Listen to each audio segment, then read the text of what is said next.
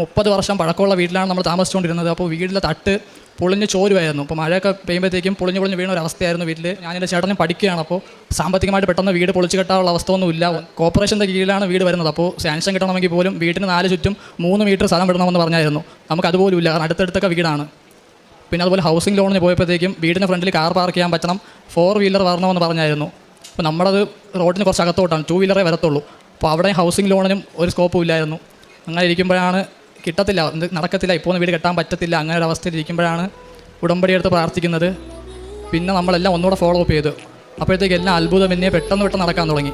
ഉടമ്പടി എടുത്ത് പിറ്റേ ദിവസം തന്നെ 1 ലക്ഷം രൂപ ആദ്യം സാങ്ഷനായി ലോണ്. കോർപ്പറേഷൻ സാങ്ഷൻ കിട്ടത്തില്ല വീട് കെട്ടാൻ, അങ്ങനെ പറഞ്ഞ അവസ്ഥയിലായിരുന്നു ആദ്യം.